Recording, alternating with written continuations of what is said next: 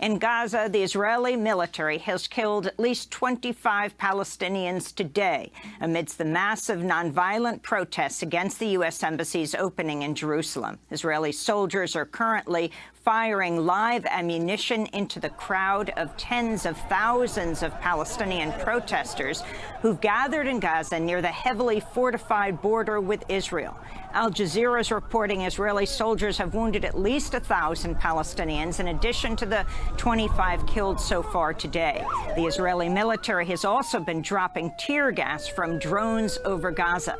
This comes as senior members of the Trump administration have gathered in Jerusalem for the opening of the U.S. Embassy, including President Trump's daughter, White House senior advisor Ivanka Trump, her husband, Trump senior advisor Jared Kushner, and Treasury Secretary Steve Mnuchin.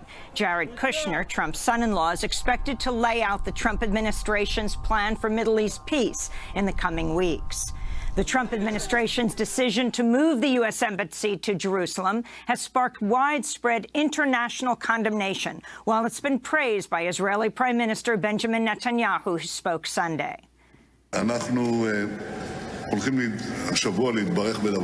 This week, we are going to be blessed with a really historic event, the decision of the strongest superpower in the world, our friend the United States, to move its embassy here. President Trump promised to recognize Jerusalem as the capital of Israel, and he did it.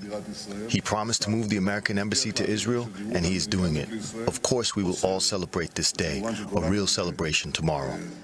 Two extremely controversial pastors have been chosen by the Trump administration to lead prayers at the U.S. Embassy's opening in Jerusalem today, including the right-wing preacher Robert Jeffress, who's previously said, quote, Islam is a false religion inspired by Satan, and that, quote, you can't be saved by being a Jew. He's spoken out against gays and lesbians, against Jews, against Mormons, against Catholics, and against Muslims. After headlines, we'll go to Gaza to speak with Democracy Now! Correspondent Sharif Abdel-Quddus.